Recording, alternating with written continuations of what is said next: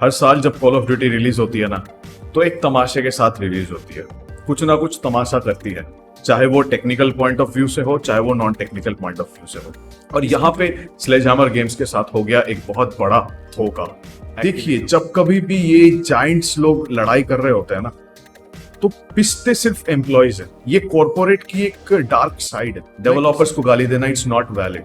गलती यहाँ पब्लिशर की है, गलती यहाँ एक्टिविजन की है। लालच में ना एक्टिविजन को कोई बीट नहीं कर सकता, सही बता रहा हूँ, इतनी लालची कंपनी है। ये पूरी तरह से एक जोक, बकवास है, घटिया है, वाहियात ने शातिर तरीके से नॉस्टैल्जिया के साथ खेल लिया, हमारे इमोशंस के साथ खेल लिया, स्पेशली मिलेनियल गेमर्स के इमोशंस के साथ खेल लिया। कोऑप को थोड़ा मैंडेटरी बना दिया गया है, जिस पर मैं रैंट कर चुका हूं अपने पिछले वीडियोस में। ये काफी स्ट्रेटेजिक होती है, हमें काफी पैरामीटर्स का यहाँ ध्यान रखना पड़ता है। आर्मर्ड ज़ॉम्बीज आने लगेंगे, आपको थोड़ा और स्ट्रेटेजिक खेलना पड़ेगा, आपको थोड़ा ज्यादा रिसोर्सफुल होना पड़ेगा in order to defeat those zombies.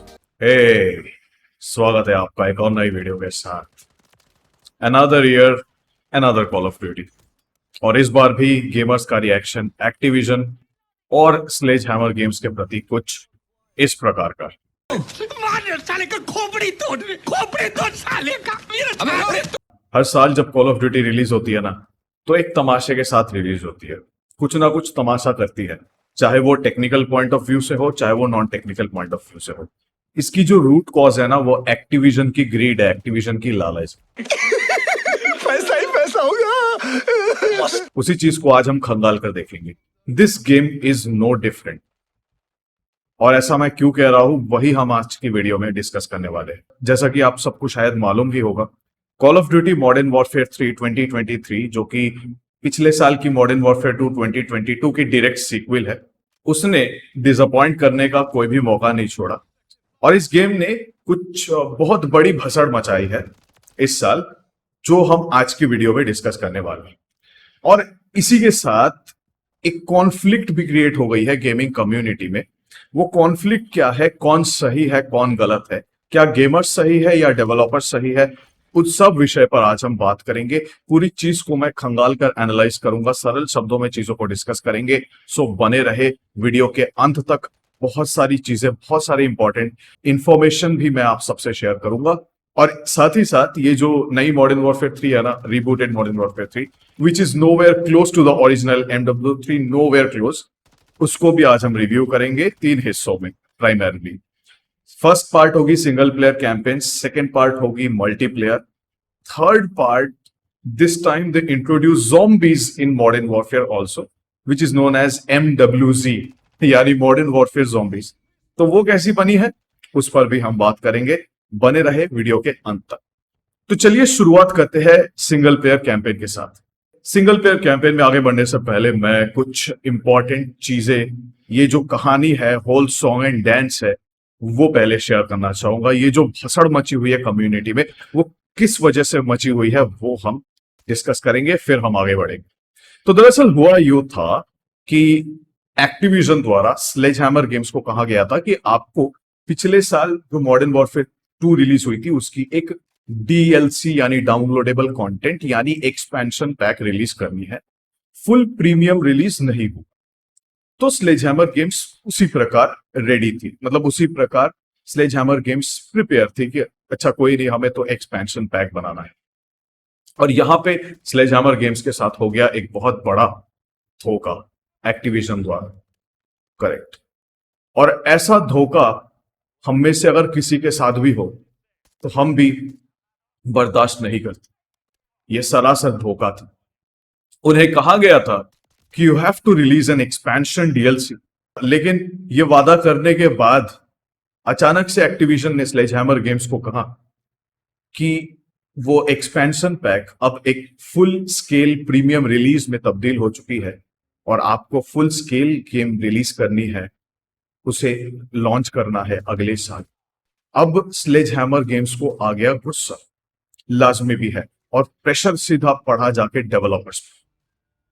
देखिए, जब कभी भी ये जायंट्स लोग लड़ाई कर रहे होते हैं ना, तो पिसते सिर्फ एम्प्लॉइज है। ये कॉर्पोरेट की एक डार्क साइड है। मैं किसी दूसरे दिन इस विषय पर अलग से बात करूंगा, जरूर बात करूंगा।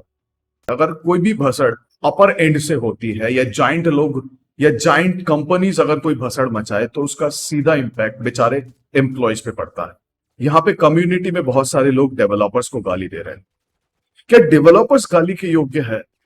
No, they are just employees. वो तो सिर्फ अपना काम कर रहे हैं। उन्हें जो टारगेट बता दी जा रही है वो अपना टारगेट कंप्लीट कर रहे हैं, that's it. They are fulfilling their targets only. Unexpected deadline उन्हें दी जा रही है। मैं मिसाल के तौर पर आपको समझा रहा हूं, मैं एग्जाम्पल से ये सारी चीजें समझाना चाहता हूं। देखिए पहले क्या होता था, अगर हम पिछले डिकेड की बात करें या हम गोल्डन एज ऑफ कॉड यानी golden age of call of duty अगर हम उस समय की बात करें, तो इन्फिनिटी वॉर्ड और ट्रेआर्क की call of duties alternatively release होती थी। यानी लेट्स से ईयर 1 अगर मॉडर्न वॉरफेयर रिलीज होती है, कोई भी मॉडर्न वॉरफेयर की गेम रिलीज होती है, year 2 Black Ops, then year 3 Modern Warfare, then year 4 Black Ops. So Modern Warfare game, then Black Ops game, then Modern Warfare game, then Black Ops game. इस प्रकार एक alternate chronology में चीजें चलती थी, correct. अब बीच में ये साइकिल 3 ईयर साइकिल में तब्दील हो गया, जहां पे Infinity Ward, Treyarch and Sledgehammer Games, तो 3 ईयर साइकिल में चीजें चल रही थी, इसलिए क्वालिटी प्रोडक्ट्स, क्वालिटी गेम्स हमें देखने को मिल रहे थे। तो 2022 में जब मॉडर्न वॉरफेयर की दूसरी गेम रिलीज हुई रिबूटेड वाली, तो वी वर एक्सपेक्टिंग कि एटलीस्ट 2024 में दूसरा गेम आना चाहिए था। ये साल गैप देनी चाहिए थी। इस साल आइदर ट्रेआर्क को रिलीज करना चाहिए था कोई दूसरा गेम, या फिर स्लेज हैमर को ही कोई दूसरा गेम रिलीज करना चाहिए था, वॉटएवर। लेकिन इस जल्दबाजी के चलते डेवलपर्स पे, एम्प्लॉयज पे बहुत बड़ा प्रेशर पड़ गया। क्योंकि सबसे पहले तो उन्हें मिला धोखा।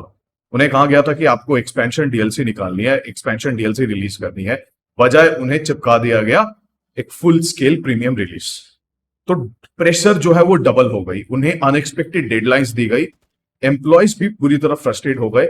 एम्प्लॉयज के ट्वीट्स भी है कई सारे डेवलपर्स के, तो भसड़ मची हुई है, पूरी तरह से लाजमी है। उन्हें ओवर टाइम काम करना पड़ा। दिस इज इनह्यूमन, ये अमानवीय है। डेवलपर्स को गाली देना इट्स नॉट वैलिड। गलती यहां पब्लिशर की है, गलती यहां एक्टिविजन की है। उसकी लालच है, एक्टिविजन की ग्रीड है, जिसके बारे में मैं अपने पिछले वीडियोस में भी रैंट कर चुका हूं। शायद ये भी रैंट में तब्दील हो जाए, बट इट्स ओके। तो ये सारा हिसाब किताब है। आज हम इस गेम को ना उसी हिसाब से एनालाइज करेंगे कि ये बहुत शॉर्ट टाइम फ्रेम में रिलीज हुई है, बहुत ही शॉर्ट टाइम फ्रेम में, जब डेवलपर्स को फ्रीडम नहीं मिली। एक और इंफॉर्मेशन आप सबसे शेयर करना चाहूंगा। स्लेज हैमर गेम्स दरअसल एक एडवांस्ड वॉरफेयर के सीक्वल पर काम कर रही थी। आपको शायद याद होगा 2014 में स्लेज हैमर गेम्स ने एक बहुत बढ़िया धमाकेदार कॉल ऑफ ड्यूटी रिलीज करी थी, जिसका नाम था call of duty advanced warfare. उस पे भी मैं बहुत जल्द वीडियो लेकर आऊंगा। तो उसकी सीक्वल पे स्लेज हैमर गेम्स काम करना चाहती थी, which was a very great initiative. कुछ सोर्सेस का ऐसा भी मानना है कि मॉडर्न वॉरफेयर की एक स्पिन ऑफ रिलीज होने वाली थी, जो मेक्सिको पे बेस्ड थी, completely based on Mexico, which was suppose to be a great spin off. तो मेरे हिसाब से वो सही रहता, क्योंकि मॉडर्न वॉरफेयर 3 को थोड़ा और समय मिल जाता अच्छे से डेवलप होने के लिए। लेकिन नहीं, मैं अपने ब्लैक ऑप्स 4 वाले वीडियो में भी बात कर चुका हूं। अगर आपने वो वीडियो नहीं देखी है तो प्लीज जरूर जाके देख ले। Activision and ethics are inversely proportional. लालच में ना एक्टिविजन को कोई बीट नहीं कर सकता, सही बता रहा हूं, इतनी लालची कंपनी है। पैसा ही पैसा होगा। पैसे कमाना बुरी बात नहीं है, लेकिन एथिक्स और प्रिंसिपल्स नाम की भी कोई चीज होती है। उसे साइडलाइन करके, उसे इग्नोर करके पैसे कमाना सही बात नहीं है। Creating an unexpected deadline for the employees, for the developers, तो ये एक सबसे बड़ी घटिया चीज मुझे लगी। तो इसीलिए डेवलपर्स को जो लोग गाली दे रहे हैं, मैं उन सबसे रिक्वेस्ट करना चाहूंगा कि कृपया डेवलपर्स को अब गाली ना दें। ये डेवलपर्स जो है वो गाली डिजर्व नहीं करते, उनकी बेचारों की कोई गलती नहीं है। सो एनीवेज, लेट्स एनालाइज कि जो भसड़ मचाई है वो किस प्रकार की भसड़ मचाई। अगर मैं कैंपेन की बात करूं तो ओपनिंग बहुत धमाकेदार होती है। Opening was really great. Opening के बाद मुझे थोड़ी उम्मीद की किरण नजर आई थी कि चलो ये भी सही दिशा की तरफ अग्रसर हो रही है, just like the previous years call of duty modern warfare 2 rebooted one. तो उसकी डायरेक्ट सीक्वल है ये। But once we progress through the game, इन्होंने एक नए प्रकार के मिशन को मार्केट करा, जिसका नाम इन्होंने रखा open combat mission. And those open combat missions are complete joke. Sir, ये तो टट्टी है। Thank you. करेक्ट, ये जो ओपन कॉम्बैट मिशंस है ना, आप इनके झांसे में मत आइए। ये जो ओपन कॉम्बैट मिशंस इन्होंने रखी है ना, ये पूरी तरह से एक जोक है, बकवास है, घटिया है, वाहियात है। अब चलिए मैं बताता हूं ऐसा क्यों। तो इन्होंने बड़ा शातिर गेम खेला हमारे साथ। तो व्हाट दे डिड इज कि उन्होंने वॉरजोन के कुछ मैप के पीसेस कट करे। ओके, वॉरजोन की कुछ सेगमेंट को उन्होंने कट करा, मैप के छोटे छोटे पीसेस, और उन्हें अलग अलग मिशन में तब्दील कर दी। गेम प्ले मैकेनिक्स वही है, आप पैराशूट से डिप्लॉय होंगे, वॉरजोन की तरह क्वेश्चन मार्क ऑब्जेक्टिव्स होंगी, बस इंस्टेड ऑफ प्लेयर्स यहां पे होंगे एआई बॉट्स, एनपीसीज होंगी। दैट इज इट, यही केवल डिफरेंस होगा। बाकी सारी चीजें वॉरजोन की तरह ही फील होगी। आपको ऐसा लगेगा कि you are just playing call of duty Warzone with bots, nothing else. 3-4 question mark होंगे and you have to visit there. वहां पे कोई एक ऑब्जेक्टिव होगा, कंप्लीट कर लो, बात खत्म। What a joke, what a joke. नहीं ये मजाक हो रहा है, एक सेकंड यार, मजाक हो रहा है। Gone are the days of the blockbuster Call of Duties। अब तो उम्मीद ही छोड़ दिया हमने।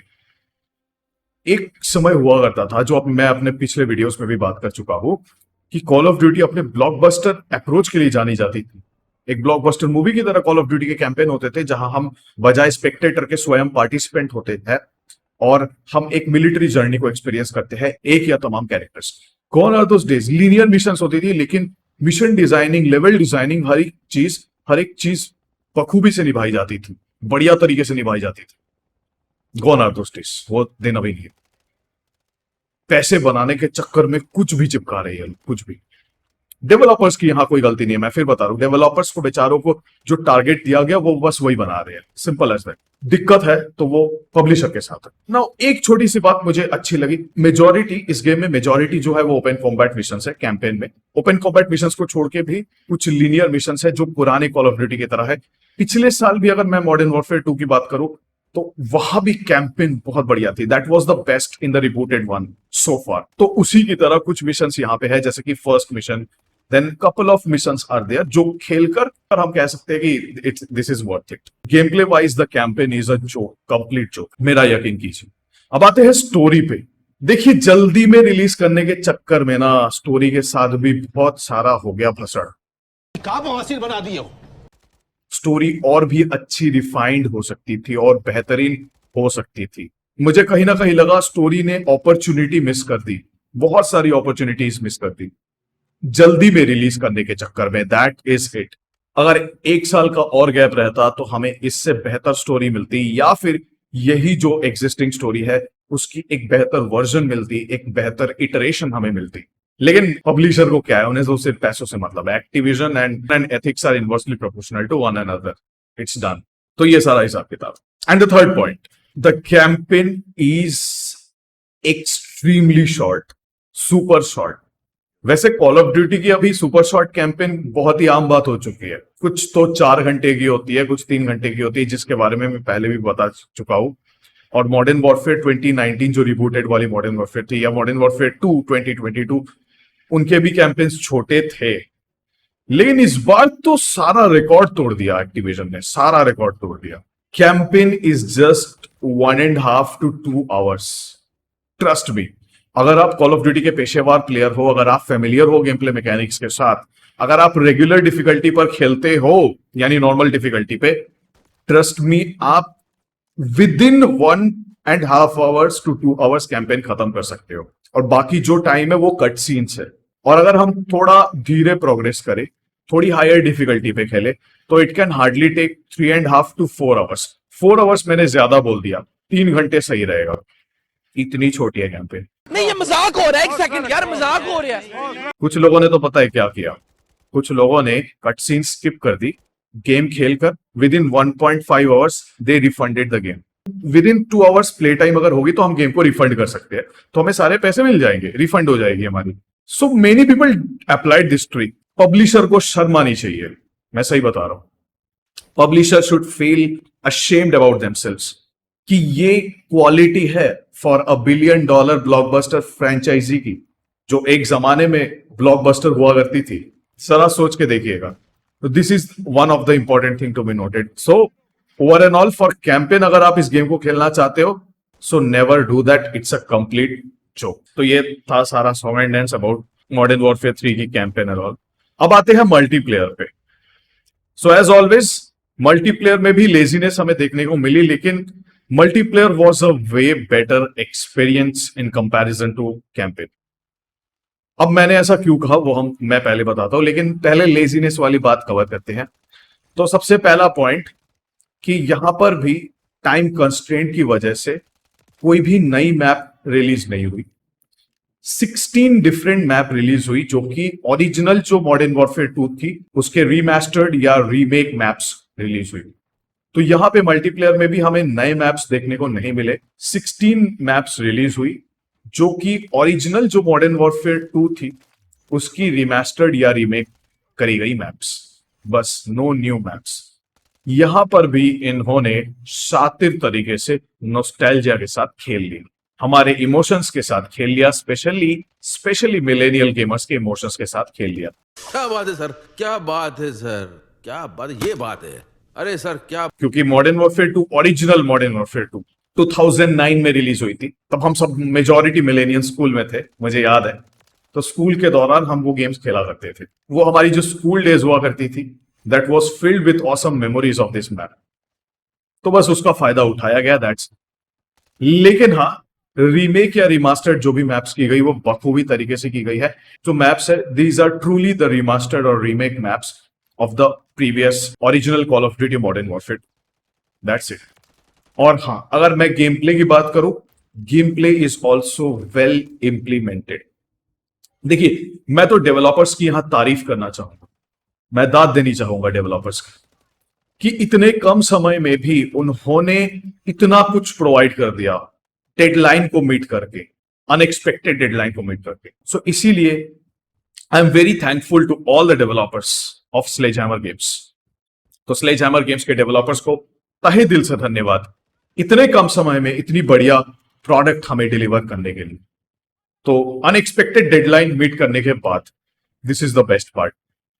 अब आते हैं गेम प्ले मैकेनिक्स पे। Game play mechanics is well implemented, it is way to improve in comparison to the last year's Modern Warfare 2 2022।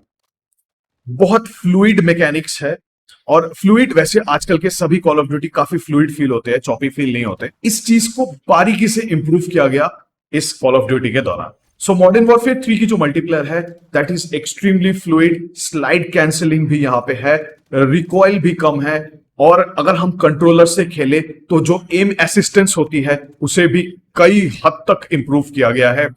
It feels fresh, it feels fluid, it feels awesome, it is mind blowing, it's a great edition. Score streaks थोड़ी copy paste की गई है, लेकिन वो भी time constraint की वजह से, दैट्स कंप्लीटली ऑल राइट। लेकिन प्रोग्रेशन सिस्टम की अगर हम बात करें, प्रेस्टीज वेपन्स उसकी भी अगर हम बात करें, तमाम चीजों को बढ़िया तरीके से इंप्रूव किया गया है, मैकेनिक्स को इंप्रूव किया गया है। प्रोग्रेशन सिस्टम भी काफी स्मूथ है, उसमें मुझे कोई फ्लॉ नहीं लगा, बल्कि इंप्रूवमेंट नजर आई। एक साल के अंतराल में इससे ज्यादा कुछ नहीं हो सकता। डेवलपर्स ने यह भी अचीव करी, यही अपने आप में बहुत बड़ी बात है, बहुत बड़ी बात है। तो इसीलिए मैं तारीफ करना चाहूंगा उन तमाम डेवलपर्स की, स्लेजहैमर गेम्स की टीम की मैं बात कर रहा हूं, जिन्होंने इस गेम को एक साल के अंदर अंजाम दिया। Thank you so much for that. लेकिन हाँ, पब्लिशर की जो गलती है, एक्टिविजन की जो गलती है, वो कतई क्षमा योग्य नहीं है, दिस इज फॉर सर्टेन। तो over and all multiplayer experience is worth it. तो जैसा कि as always call of duty is known for its blockbuster arcadish style game play. तो कॉल ऑफ ड्यूटी अपने आर्केडिश स्टाइल गेम प्ले के लिए जानी जाती है। तो दरअसल मैं अपने हर एक वीडियो में ऑल्दो चर्चा करता हूं, यहां पर भी थोड़ा डिफरेंस समझा देता हूं कि आर्केडिश और टैक्टिकल गेम प्ले के बीच क्या डिफरेंस होता है। आर्केडिश इज बेसिकली फॉर फन, यानी ज्यादा हमें स्ट्रैटेजी या रिकॉइल मैकेनिक्स पे ध्यान नहीं देना है। अपनी फेवरेट लोडआउट सिलेक्ट करनी है, पर्क्स सिलेक्ट करने हैं, और किसी भी मैप में जंप करना है, and just target to eliminate the enemy players, that's it. और अगर सरल शब्दों में कहे तो arcadish game play is like this. लेकिन टैक्टिकल गेम्स थोड़ी अलग होती है। Tactical games are fundamentally different than arcadish style game play. Tactical games are mostly, tactical first person shooters are mostly mil sim experiences, यानी military simulation experiences. वहां पे हमें तमाम फैक्टर्स का ध्यान रखना पड़ता है जो रियल लाइफ के काफी क्लोज होती है। लेट्स से अगर मैप काफी बड़ी है, मैसिव है, तो स्नाइपर का इस्तेमाल करना पड़ेगा, that to considering the bullet drop. अगर मैप बड़ी है तो विंड स्नाइपर के बुलेट ड्रॉप पर इंपैक्ट डालता है, तो उस चीज को ध्यान में रखना पड़ेगा। सेकेंडली, अगर हम वेपन सप्रेसर का इस्तेमाल कर रहे हैं तो वेपन सप्रेसर वेपन के रेंज को कम कर देती है। इस चीज का भी हमें टैक्टिकल गेम्स के दौरान ध्यान रखना होता है। अगर हम लाइट मशीन गन्स या एलएमजी या फिर मशीन गन्स का इस्तेमाल करते हैं तो वो हमें डिफेंड तो करेगी, लेकिन we have to prepare for the massive recoil. At the cost of recoil we have to use the LMG और मशीन गन्स। ये चीज भी बखूबी तरीके से निभाई जाती है tactical first person shooter games पे। तो आपने टैक्टिकल फर्स्ट पर्सन शूटर्स के नाम सुने ही होंगे। आर्मा 3 है one of the best, and then we have Insurgency Sandstorm. तो ये तमाम tactical first person shooter games होते हैं, लेकिन call of duty is known for its arcadish style game play. तो अब हम बात करेंगे मॉडर्न वॉरफेयर ज़ॉम्बीज के बारे में, which is popularly known as MWZ। तो यूजुअली हम फेमिलियर है कि ट्रेआर्क के जो तमाम गेम्स होते हैं वहां ज़ॉम्बीज रिलीज की जाती है, क्योंकि जो ज़ॉम्बीज है, ज़ॉम्बीज पार्ट, वो ट्रेआर्क की क्रिएशन। उस बारे में मैं अपने ब्लैक ऑप्स कोल्ड वॉर और अपने ब्लैक ऑप्स 4 के वीडियो में बात कर चुका हूं, तो जरूर आप उन तमाम वीडियोस को जाकर जरूर चेक कर लें। Now what about the Modern warfare zombies? तो मॉडर्न वॉरफेयर में zombies it's a great edition. हाँ, टाइम कंस्ट्रेंट की वजह से आपको चीजें रिपीटेटिव यहां फील होगी, तो आपको लग रहा होगा कि फिर से वही वॉरजोन की map. Yes, you are right. Modern warfare 2 2022 की जो वॉरजोन मैप है उसे ही मॉडिफाई कर दिया गया है और एक ओपन वर्ल्ड ज़ॉम्बीज के नाम पर चिपका दिया गया है। तो मैं वही चीज फिर से कहना चाहूंगा, डेवलपर्स की यहां कोई गलती नहीं है, उन्होंने अपना बेस्ट दिया और उन्हें अनएक्सपेक्टेड डेडलाइन प्रोवाइड करी गई, सो उस हिसाब से काफी बेहतर चीज हमें मिली। तो यहां जो ज़ॉम्बीज है that is also a Warzone map and it's a PvE experience, यानी प्लेयर वर्सेस एनवायरनमेंट। सो आप सोलो पर भी खेल सकते हो, आप कोऑप पर भी खेल सकते हो, इट कंप्लीटली डिपेंड्स। अगेन वही प्रॉब्लम, कोऑप को थोड़ा मैंडेटरी बना दिया गया है, जिस पर मैं रैंट कर चुका हूं अपने पिछले वीडियोस में। कोऑप मजबूरी नहीं होनी चाहिए मेरे हिसाब से। सोलो प्लेयर्स के लिए कोई नहीं सोचता, लोन वुल्फ प्लेयर्स मेरी तरह या सोलो प्लेयर्स के लिए कोई नहीं सोचता, सिंपल सी बात है। गेम को इसी प्रकार डिजाइन किया गया है कि अगर आप कोऑप में खेलोगे तो आपको थोड़ी एक्स्ट्रा एज मिलेगी। The same can not be said for solo players. Although market करी गई है कि हाँ आप सोलो पर खेल सकते हो, हम भी खेल सकते हैं, लेकिन it will be way too difficult, trust me. तो ये जो एडिशनल गेम प्ले मोड्स होते हैं ना, वो कैंपेन की तरह वॉक इन अ गार्डन नहीं होता, ये काफी स्ट्रेटेजिक होती है, हमें काफी पैरामीटर्स का यहां ध्यान रखना पड़ता है, तो इसीलिए it's not made for solo players. तो एनीवेज हम रैंडम लोगों के साथ खेल सकते हैं। मैंने भी रैंडम लोगों के साथ मैच मेकिंग करी और खेला, इट वाज फन। मैं नहीं कहूंगा कि बहुत बुरा एक्सपीरियंस था, 1 साल के अंतराल में ये डेवलप हुई है, उस मुकाबले this is a way too great experience. मेरे हिसाब से बहुत बढ़िया एक्सपीरियंस रहा मेरा। तो दरअसल क्या है कि ये जो मैप है ज़ॉम्बीज की, वो 3 लेयर्स में बटी हुई है, outer, perimeter, then inner zone, middle zone, then the core zone. 3 layers में बटी हुई है। तो जो पेरिमीटर वाला जोन होगा, आउटर जोन, उसमें ज़ॉम्बीज की डिफिकल्टी बहुत कम होती है, इजी डिफिकल्टी होती है। जितना आप अंदर जाते रहोगे, मैप के अंदर जाते रहोगे, उतनी डिफिकल्टी क्रैंक अप होगी, ज़ॉम्बीज की डिफिकल्टी क्रैंक अप होगी। This is the best edition. Game play straightforward है, ज्यादा दिमाग नहीं मारना है यहाँ पे। तो ज़ॉम्बीज को किल करने के बाद एमओ वगैरह, आर्मर प्लेट्स रीसप्लाई हो जाएगी। आर्मर प्लेट्स आपको टाइम टू टाइम यहां यूज करते रहना पड़ेगा in order to survive, otherwise it will become real difficult when you enter the core zone. It's quite straight forward over here.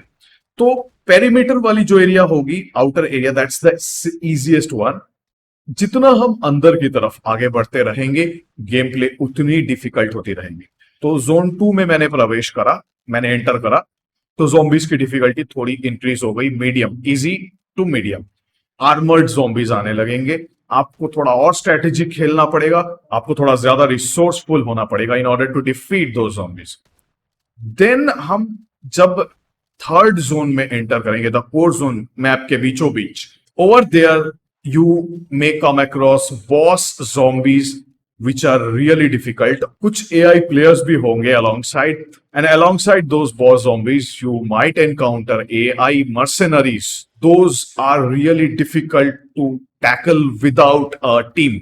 Without any team, उन mercenaries को और boss zombies को simultaneously tackle करना बहुत difficult हो जाता है कि कहीं ना कहीं कोऑप को मैंडेटरी बनाया गया है. Although they are not saying it, वो इस बारे में कुछ कह नहीं रहे हैं, लेकिन अगर कोऑप पर आप नहीं खेलोगे so you may face real difficult. तो ये एक सबसे बड़ी दिक्कत, एक सबसे बड़ी समस्या मुझे लगी इस गेम के दौरान. रेस्ट अगर हम सारी चीजों को साइड में रखें तो इस छोटे से टाइम फ्रेम में 1 साल के अंतराल में एक बहुत अच्छी एक्सपीरियंस स्लेजहैमर गेम्स ने हमें प्रोवाइड करी है. क्योंकि डेवलपर्स की यहाँ कोई गलती नहीं है, जैसा मैं पहले भी कह चुका हूं, क्योंकि जैसा उन्हें कहा गया है they had to meet a deadline, और वो तो बेचारे एम्प्लॉयज है, they are doing their jobs, so it's completely alright. Developers की यहाँ कोई गलती नहीं है. अगर कोई ग्रीडी है, कोई बदमाश है, कोई लालची है, तो वो है पब्लिशर. तो ये थी मॉडर्न वॉरफेयर 3 की रिव्यू और रैंट, जो भी हो. एनीवेज, तो उम्मीद करता हूं आपको क्लैरिटी मिली होगी कि आपको ये गेम परचेस करनी चाहिए या फिर नहीं. तो अब आते हैं फाइनल वर्डिक्ट पे. The final verdict of call of duty modern warfare 3 2023 rebooted modern warfare 3 is a 7 out of 10. It's nowhere close to the original Modern Warfare 3. Nowhere close. ये तो पक्की बात है. लेकिन ये 7 out of 10 भी मैंने डेवलपर्स के लिए दिया कि उनकी मेहनत की, जितनी भी ये गेम सक्सेस मनी बना रही है ना, जितने भी पैसे ये गेम्स बना रही है, वो उन हार्ड वर्किंग डेवलपर्स के लिए बना रही है जिन्हें अनएक्सपेक्टेड टारगेट दे दिया गया था रीच करने के लिए. तो for them this game deserves a 7 out of 10 बस. बाकी तो ऑनेस्टली बताओ तो ये गेम 3 या 4 से ज्यादा डिजर्व नहीं करती, to be very honest. And it is not recommended right. अगर 50% से ज्यादा ऑफ मिले तब पर ही आप इसे परचेस करें. It's not worth the full price, क्योंकि over and all it's still a $70 DLC. जो गेमिंग कम्युनिटी ने कहा है बिल्कुल सही बात है, इससे मैं बहुत हद तक अग्री करता हूं. तो अगर आप यहां तक पहुंच गए हैं तो आपका तहे दिल से धन्यवाद, क्योंकि मैं इस चैनल पर तमाम AAA गेम्स को खंगाल के रिव्यू करता हूं और आपको एक पूरी क्लैरिटी देता हूं कि कौन से AAA गेम्स आपके वैल्यूएबल टाइम और हार्ड एंड मनी डिजर्व करती है, कौन से गेम से आपको दूरी बरकरार रखनी चाहिए. ये पूरी क्लैरिटी मैं इस चैनल पर अपने वीडियोस के जरिए देता हूं. तो अगर आपको मेरे वीडियोस से मदद मिलती है, आपके परचेस डिसीजन में मदद मिलती है, तो प्लीज मेरे चैनल को सब्सक्राइब करें मुझे सपोर्ट करने के लिए, और इस वीडियो को जरूर लाइक कीजिए और अपने ओपिनियंस कमेंट बॉक्स पे जरूर शेयर करें. मिलता हूं एक और धमाकेदार वीडियो के साथ. टिल देन अपना ख्याल रखिएगा. Signing out. आडियोस.